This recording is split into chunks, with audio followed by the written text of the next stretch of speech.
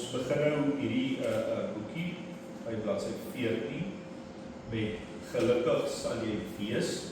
Ek gaan vir julle lees uit Matteus 5 vers 1 tot 3a. Nou, hierdie ken baie van julle as die saligspreking. So kom ons kyk wat sê hy daarso. 5 vers 1.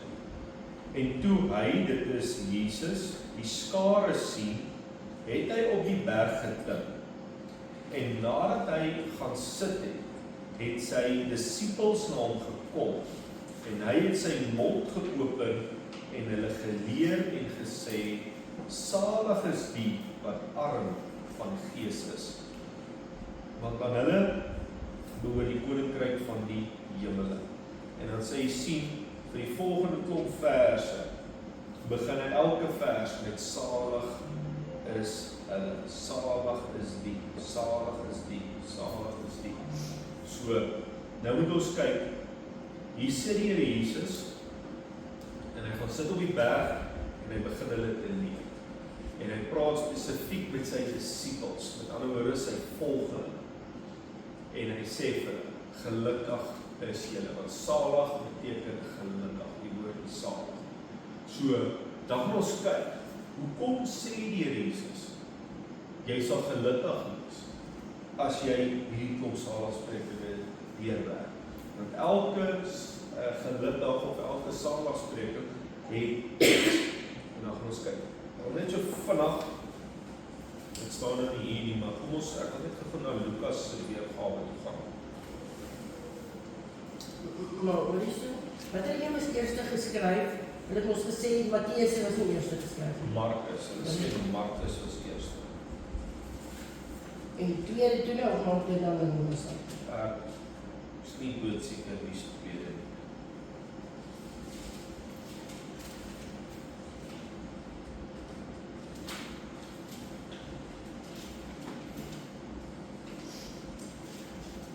Die bergrede, Lukas 6.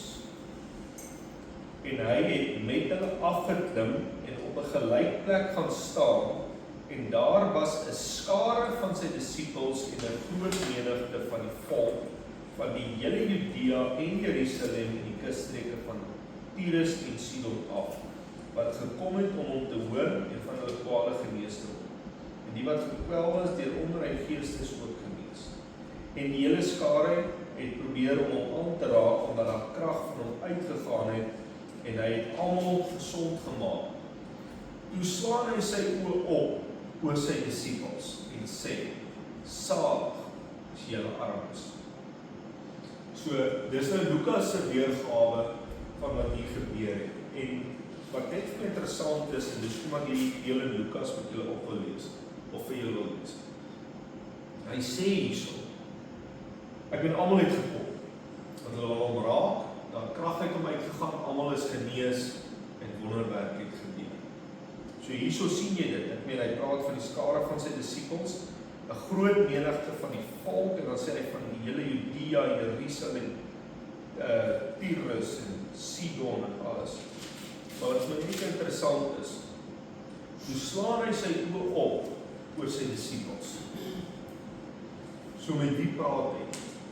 Want ek meen hier staan 'n horde mense voor hom.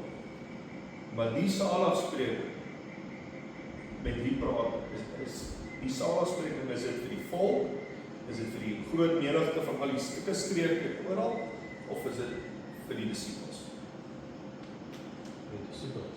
Vir die disippels. Ja, in hierdie 83 vertaling sê hy nou, in vers 20, Jesus het sy disippels almal gekyk en gesê. Ja. So dis nou nie. So, dis die eerste ding wat ek wil hê julle moet verstaan.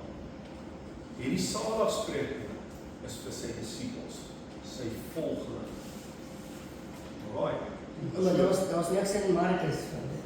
Markus nie in dit. Nee, ek weet nie, ek het nie gekyk nou nie. Maar ek dink hy het. Ons kan hom seker ook lees, Ja, ek vra hom net wat jy net gesê het in Lukas ook. Daar was nou Matteus, jy weet ek nie, was daar Markus ook daar? Ja, ons gaan nou major op Matteus. Ja, maar dit is nou so net interessant. Maar ek het nou heel toevallig Het ek nou net aan Lukas se gedink. Nee, ek dink nie Markus het dat hy die verwysing gee om net vir Matteus. Alright. So, in Hebreërs 6 vers 1 en 2 vermaan God ons dat ons nie kan bly by ons aanvanklike bekering, maar dat hy ons gered het om tot geestelike volwassenheid te kom. Hier is die vers. Daarom moet ons nie bly by die begin van die prediking aangaande Christus nie, maar na die volmaaktheid voortgaan sonder om weer die fundament te lê van bekering en geloof, die doop, die handoplegging en van die opstanding uit die dode en die ewige oordeel. Baie kwaai vers hierdie, want as jy mooi kyk wat hy sê daar, dan sê hy, dis die begin van die prediking, bekering, geloof, doop, handoplegging, opstanding uit die dode en die ewige oordeel. So hy sê, moenie vashak by my goed nie. Jy moet verby dit beweeg. Kry dit agter die rug. Dis die begin van die prediking. So hy sê, jy moet na die volmaaktheid voortgaan. So dit sê vir jou, hierdie goeders moet jy nie meer by vashak. Ek meen, dis die begin van die prediking. So begin daar, maar daar's meer. So jy moet gaan na die meer. Jy kan nie net vashak by die begin. Dit impliseer dat as ons tot God se koninkryk toegetree het, moet ons daarin begin lewe. Ons moet dus begin leef soos mense in wie se lewens God regeer. Ons dade, leefwyse en optrede teenoor God en die mens moet van die teenwoordigheid van God in ons getuig.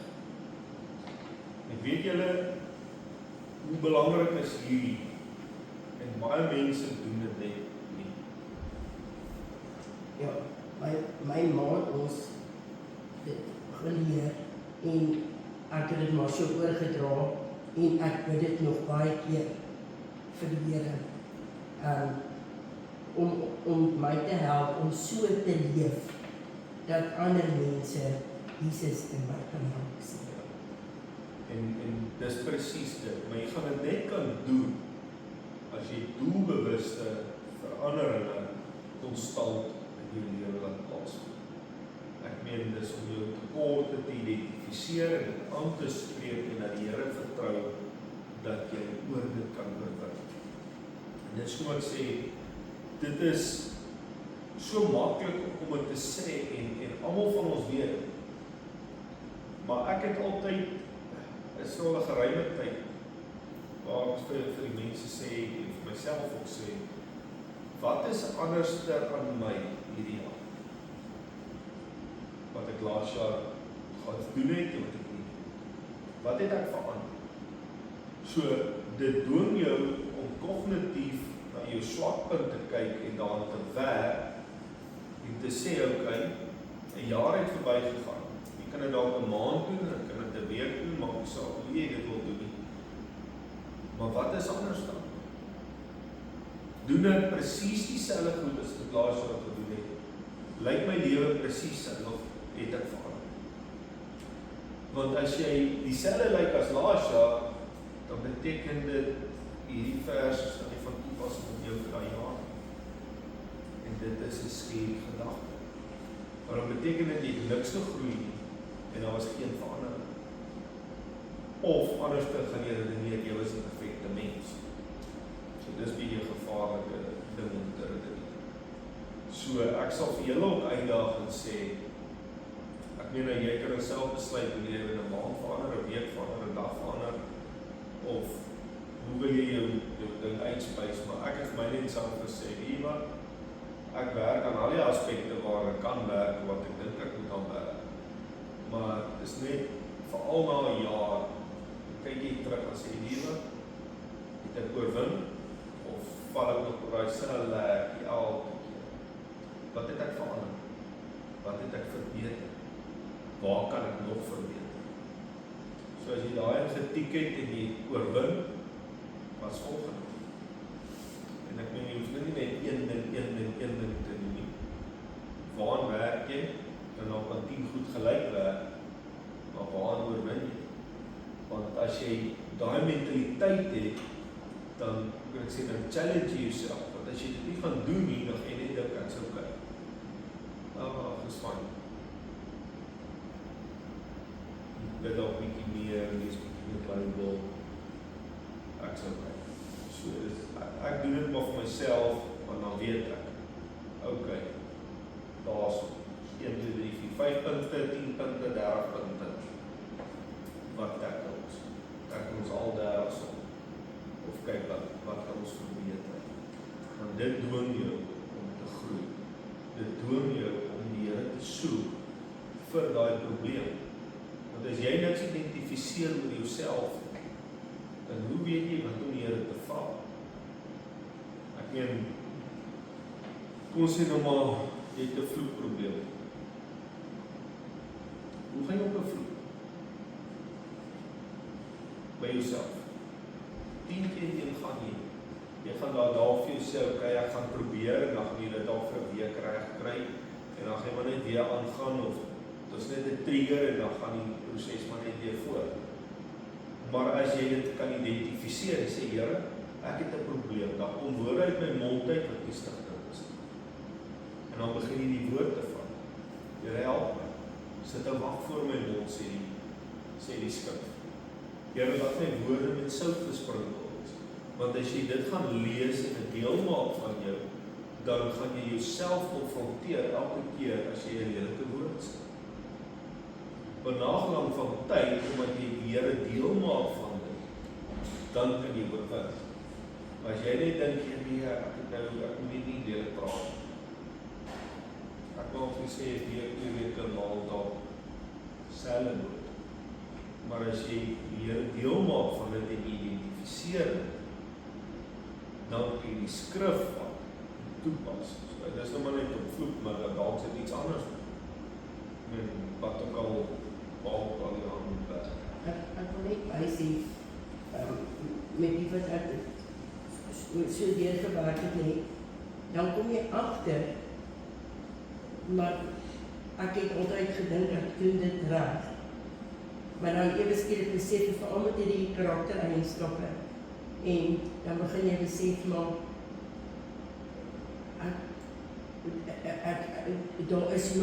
daar's 'n beter manier om dit te doen.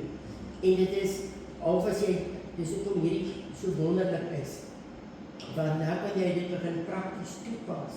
En soos ek sê, dit gebeur net op 'n dag. Op 'n dag kom jy en jy hoor waar jy, soos daai wat sê, as jy vir iemand sê, jy is stupid, besef jy, en ek het dit altyd as 'n troetelwoordjie, so ek sê, ag ja, ou stupidjie, moet nou nie dit nie, en ewe skielik besef jy, wat doen jy, as jy woorde gebruik wat jy nie moet nie, of optree soos wat jy nie moet nie, en dan wil jy nie die Here seermaak nie, en dan wil jy dit nie meer doen. Presies, en dan kom maar verandering. Ja. Dis presies dit. Alright, kom ons van my tweede paragraaf. Nou moet ons na God se vereistes vir 'n koninkrykslewe gaan kyk. In 2 Petrus 1 vers 3 tot 4 staan, immers sy goddelike krag het ons alles geskenk wat tot die lewe en godsvrug dien, deur die kennis van hom wat ons geroep het deur sy heerlikheid en deug, waardeur hy ons die grootste en kosbare beloftes geskenk het, sodat julle daardeur deelgenote kan word van die goddelike natuur, nadat julle die verdorwenheid ontvlug het, wat deur die begeerlikheid van die wêreld is. Nou ja, dis 'n kwaai vers, maar ek meen, en hulle aandag vestig op. Hy het ons sy goddelike krag geskenk, met ander woorde, sy gees wat binne in ons kom woon, ons praat van die Heilige Gees, wat in ons bly. Alright, en dan praat hy van wat tot lewe en godsvrug dien. Volgende belangrike ding wat hy sê, jou lewe moet vrug dra. Jy kan nie lyk soos 'n doringboom en dan sê jy ek dra appels. So jou lewe moet pas by jou geloofsoortuiging. So as jy 'n kind van God is, moet die vrug van jou lewe wys jy's 'n kind van God. Alright. So dis wat hy vir ons sê. En dan sê hy deur die kennis wat hy ons geroep het, dan praat hy hierso verder vanuit ons die grootste en kosbare beloftes geskenk.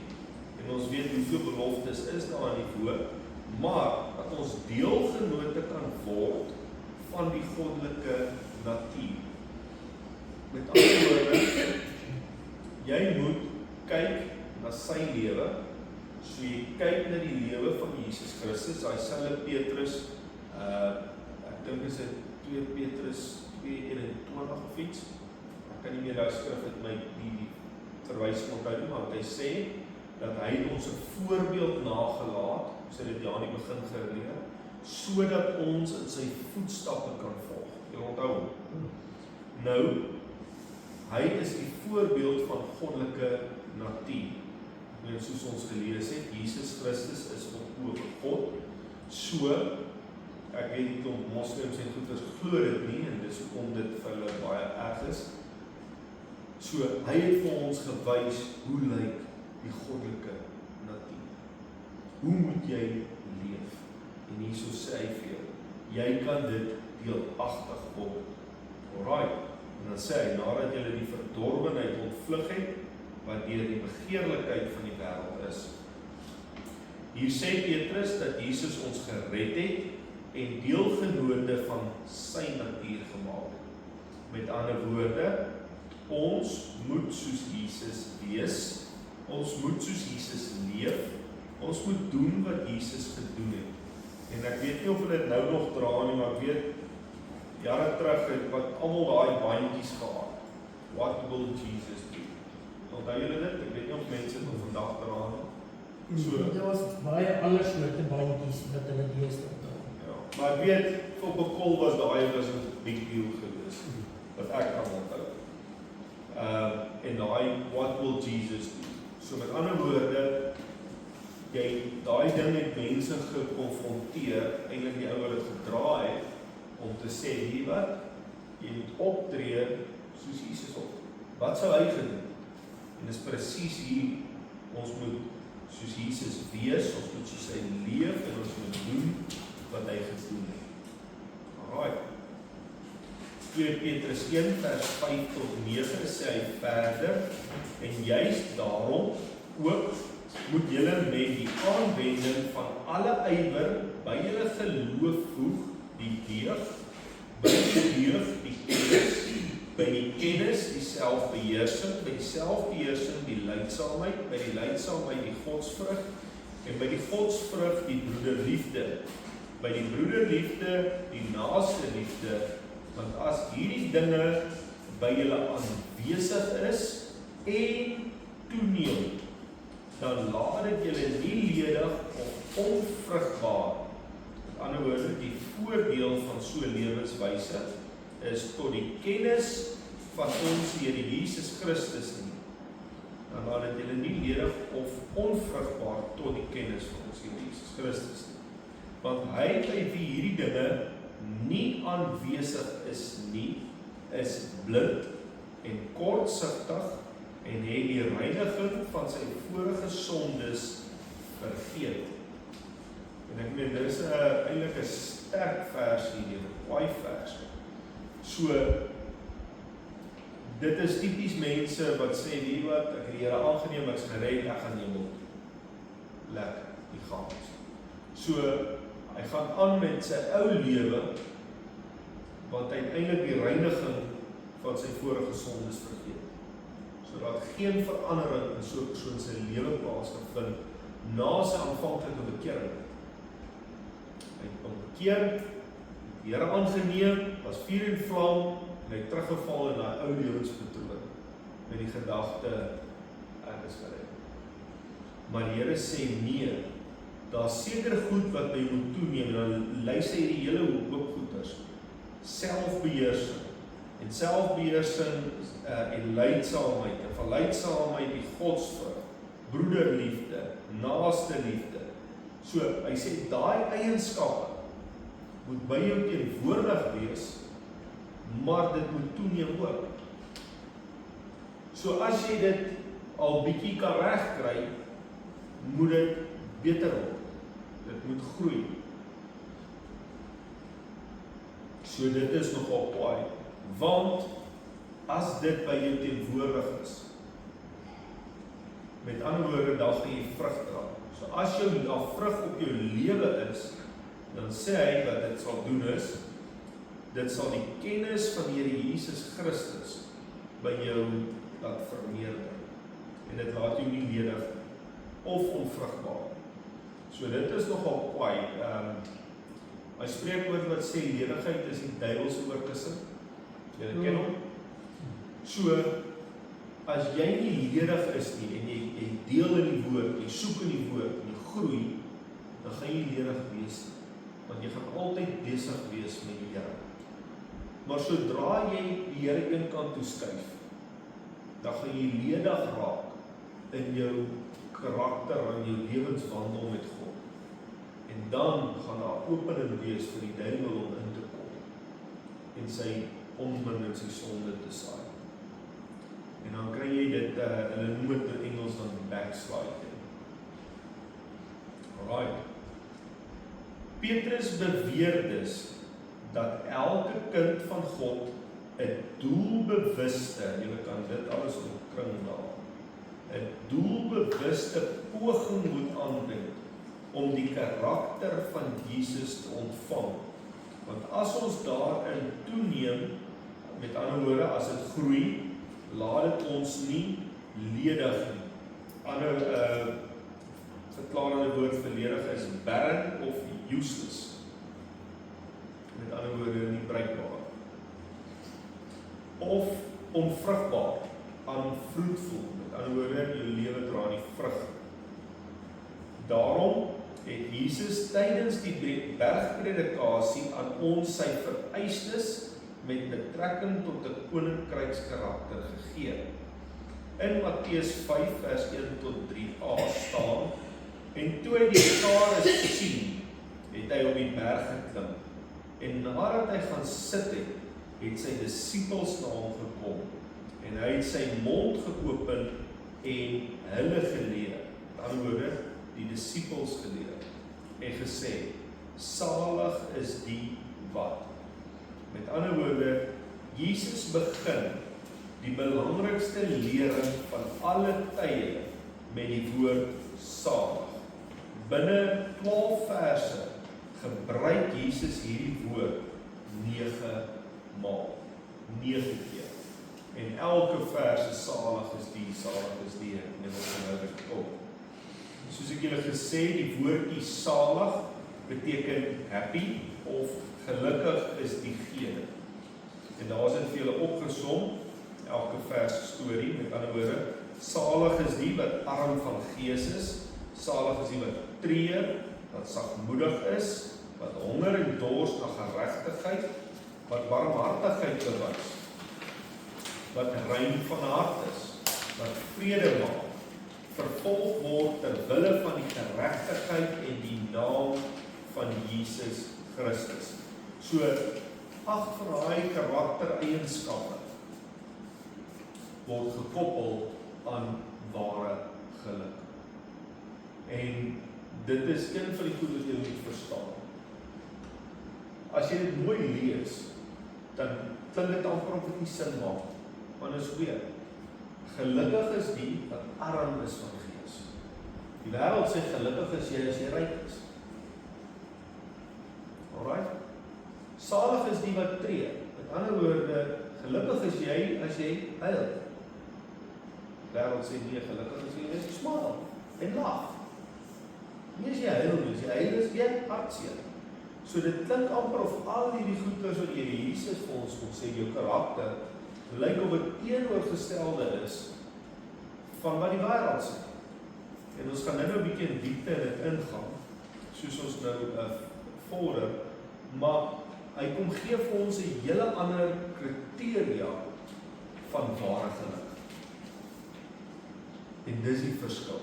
Ek meen, net om bietjie te backtrack, al sy apostels is doodgemaak, gemartel en alles.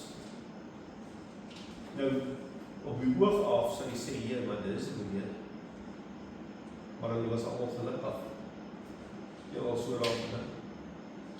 Hulle het 'n swaar tyd deurgegaan, maar hulle was gelukkig. Ek meen, Stefanus, wat die eerste martelaar was, ek meen, hulle maak hom dood, gooi hom dood met klippe. En hy kyk op na die hemel, en die woord sê, hy sê, Here, vergewe hulle, want hulle weet nie wat hulle doen. Nou, dis net iemand wat ware geluk in hulle het, wat so iets kan sê. Iemand wat nie hierdie geluk wat God van beskryf in hom het nie, gaan eerder bid en sê, Here, stuur 'n weerligstraal en slat hierdie ongoddelike mense dood van die aardbol af. Want dat so 'n persoon se eerder wil vergeldings. Maar dis 'n hele ander karakter, 'n ander dinamika. So as jy dit kan verstaan, dan gaan jy hele uitkyk en die lewe verander, veral in swaar tye. Wanneer dit gaan kom. Alright. Hier stel Jesus 'n koninkryk bekend wat totaal verskil van alle aardse koninkryke, omdat dit wat Jesus gelukkig af hemelsbreed verskil van alles wat die wêreld as gelukkig beskou, soos ek julle nou gesê het. Jesus sê dat gelukkige mense is mense wat arm van gees is, tree, sagmoedig is, honger en dors na geregtigheid, ander help en aan hulle gee, opreg is van hart, vrede maak, vervolging ly en bespot word. 9 maal verbind Jesus ware geluk aan dinge wat ons uit 'n menslike oogpunt op as ellende sal beskou. Met ander woorde, ware geluk se oorsprong is ellende. Dit is in stryd met wat ons ken, omdat die koninkryk waaraan ons gewoond is, sê, gelukkig is die go-getter, gelukkig is die mens wat almal uit sy pad wegvee sodat hy eerste kan wees. Gelukkig is die mens wat altyd alles kry wat hy wil hê, soos hy wil en soos wanneer dit hom pas. Gelukkig is trots en grootheid, gelukkig is beroemd en ryk, vernaam en gewild wees. So, julle kan duidelik sien, hierdie goed is wat die wêreld volg. Ek meen, die wêreld meet jou sukses alles op 'n sekere standaard. Dan sê dit daai is gelukkig. Ek meen, jy weet wat, ek sal so gelukkig wees as ek 'n Ferrari het. Ek sal so gelukkig wees, jy weet, as ek 'n vrou kry en sy lyk so en sy praat so en sy maak so en alles, dan sal ek gelukkig wees. En ek sal so gelukkig wees as ek hierdie pos kry. Julle ken dit, julle hoor dit. Ek sal so gelukkig wees dit as Sunny nou aftree en dan verander my lewe. Dis waar in die wêreld geluk kom. En die Here Jesus kom en hy koppel geluk, ware geluk aan heeltemal iets anders. So jy kan nie dink soos die wêreld dink, jy kan nie funksioneer soos die wêreld funksioneer. So dit is wat julle moet weet. Is daar enige vrae? Dis amper klaar. Paar bladsye. Die dinge hierbo is die beginsels wat geld in 'n aardse koninkryk. Jesus se saligsprekinge is nie net nog 'n boodskap of lering wat hy gebring het nie. Nee, dis 'n samevatting van sy vereistes vir 'n koninkryksleefwyse. Die bergpredikasie is as te ware Jesus se manifest en die inhoud van die lering is sy wetskrif aan elke mens wat besluit het om hom te volg. Uit hierdie lering blyk dit duidelik dat geluk nie bestaan uit dit wat ons kan ontvang nie, maar eerder uit wat ons bereid is om af te staan. En dis opvallend dat al 9 die saligsprekinge uitloop op 'n alles oortreffende, oorvloedige blydskap en 'n goddelike beloning. Matteus 5 vers 12 verklaar: Verbly en verheug, omdat julle loon groot is in die hemele. As ons hierdie beginsels van geluk gaan uitleef, sal ons uitbreek in 'n lewe van volkome blydskap en 'n goddelike beloning. Maar voordat ons die inhoud van hierdie lering kan bestudeer, moet ons die konteks en die agtergrondgeskiedenis verstaan waarin Jesus die lering gebring het. So, verstaan julle alles tot ons nou is? Hoe moet ek iets vir julle vertel? Alright. Kom sê, hy sê 9, wie het nou gesê? Dat is 8 goeders. 8 karaktereienskappe. Ja. Maar jy sal sien, hy sê, salig is die laaste ene is tweedelig. So die laaste saligspreking is een saligspreking, maar daar is 2 keer wat hy sê salig is die. So ons sal nog daarby kom. Dan jy skerp so na vakansie, ja? Klein skerp. Ja. So underestimate. Alright. Jesus se lering vanuit 'n Bybelse konteks. Ons sou kon vra waarom Jesus hierdie lering reg aan die begin van sy bediening bring en nie later of selfs aan die einde nie. Om hierdie vraag te kan beantwoord, moet ons gaan kyk na die afsluitingsboodskap van die Ou Testament soos opgeteken in Maleagi 4 vers 6. En hy, met ander woorde, die wegbereider van die Messias, dit is Johannes die Doper, so hy praat van Johannes die Doper, sal die hart van die vaders terugbring tot die kinders en die hart van die kinders tot hul vaders, sodat ek nie hoef te kom en die land met die bandvloek tref. Die Ou Testament word afgesluit met 'n vloek. In teenstelling hiermee begin die Nuwe Testament met Jesus se seën. So Johannes kom en hy is die wegbereider. Met ander woorde, hy maak die pad vir Here Jesus gelyk soos die skrif ons sê. En dan kom die Here Jesus in sy eerste openbare boodskap, sy eerste preek as ek dit so kan stel. En ek meen hy leer die mense met salig is jy, gelukkig is jy. So ek meen uit 'n agtergrond of as jy die Ou Testament vat, waar dit half eindig met 'n vloek of met 'n moeilikheid. Ek meen, wat is beter as gelukkig sal jy wees? En ek meen as ons kom by die evangelie, en jy kan onthou wat beteken die woord evangelie. Die goeie nuus. So, wat beter boodskap is daar om vir die mense te bring en sê, weet wat, ek het vir julle goeie nuus, maar gelukkig sal jy wees as jy hierdie nuus vat. En die volgende karakter sal maak dat jy gelukkig is. So ja, die Griekse woord vir salig is makarios, as ek dit reg uitspreek. As jy dit wil weet, ek weet nie of ek iets moet sê daaroor nie, want ek weet nie wat makarios. Ons sal maar in Afrikaans praat. Ek dink ook so. Hierdie klink amper vir my soos een of ander Westers geregte.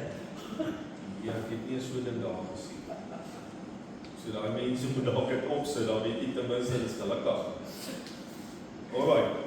So ons moet verstaan dat hierdie geluk wat Jesus voorhou nie op positiewe omstandighede soos ons dit ken gebaseer is, omdat die geluk wat ons ken maklik beïnvloed kan word deur die geleenthede en die veranderinge van die lewe.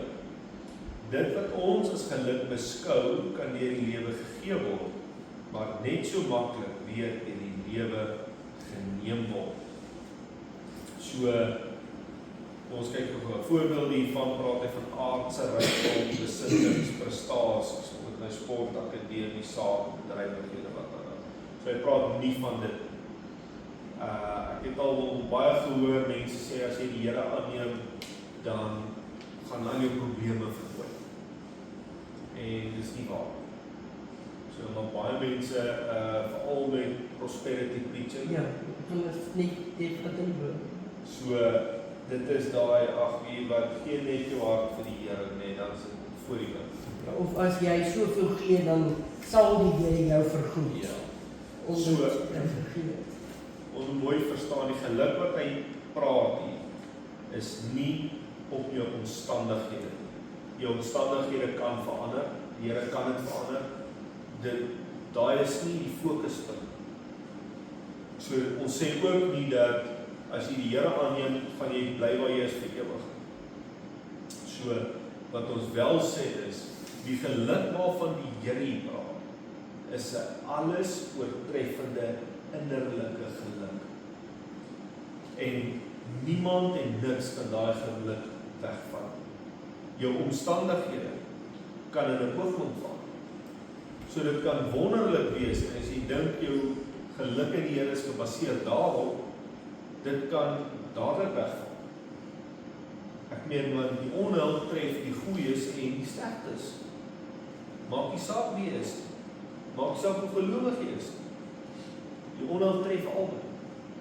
Maar ek meen, die een wat die Here vashou, sal dan ware geluk ervaar in daai omstandighede. En sê die skrif, die Here sal nog daai uithaal.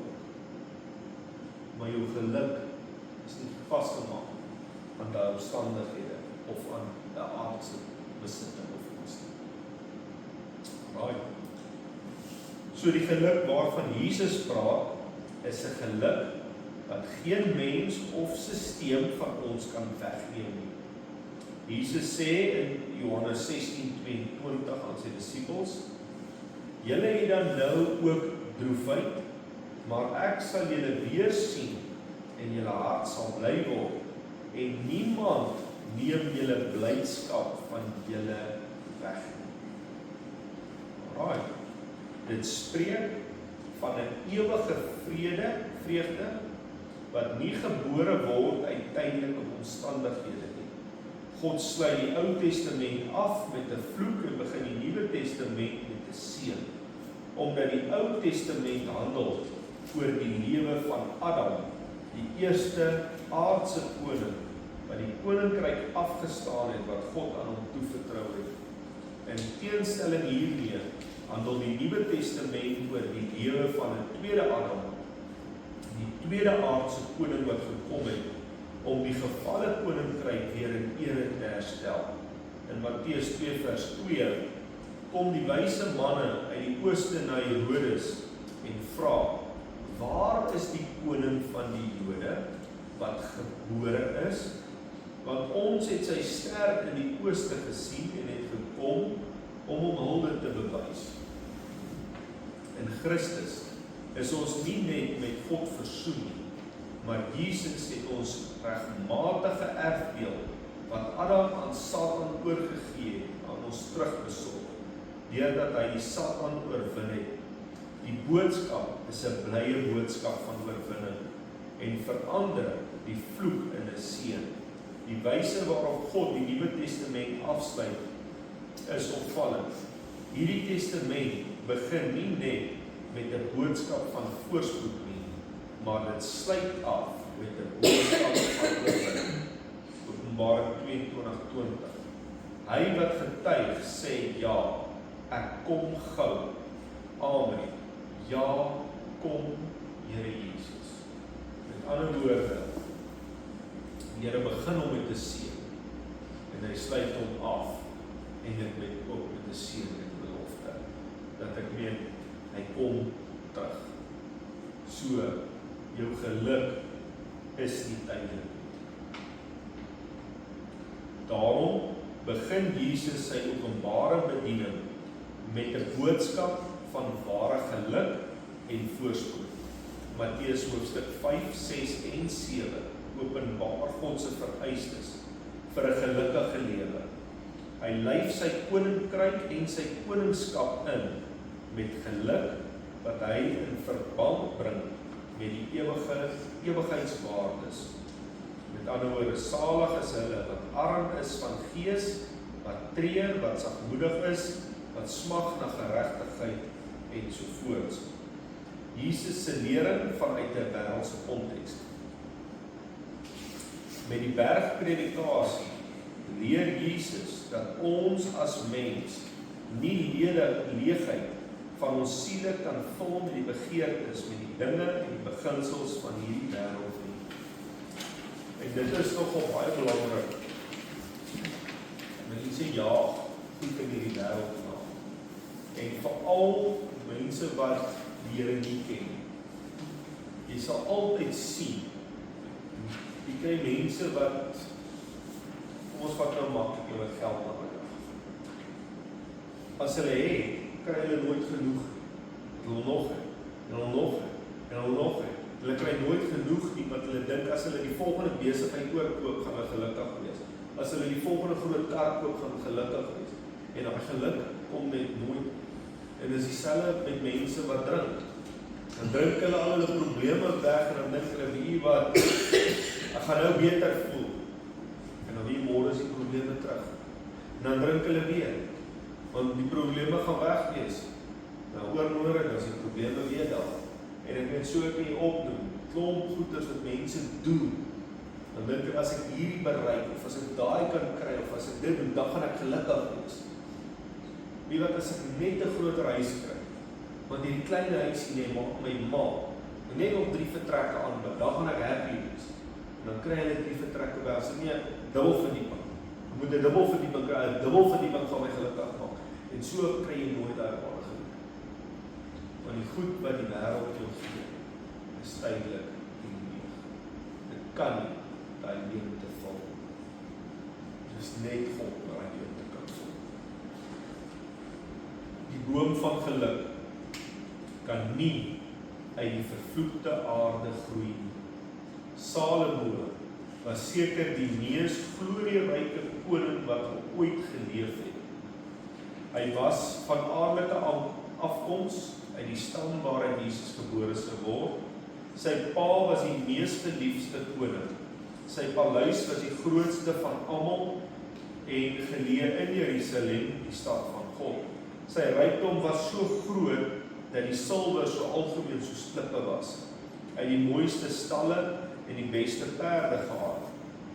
Hy het plase en sake bedrywighede gehad wat enige mens se hart kon begeer. Hy was die man met die meeste wysheid onder die son en hy het 900 vrouens gehad. En hoor wat sê in Prediker 12 vers 8 dat alles te vergeefs was, 'n gejaag na wind. En hy maak die volgende stelling in vers 13. Die hoofsaak van alles wat gehoor is, vrees God, hou sy gebooie, want dit geld vir alle mense. Dit is nogal baie. Ek meen, in sy tyd, wat het hy nie gehad, wat 'n mens op die aarde kon begeer? Hy het alles gehad.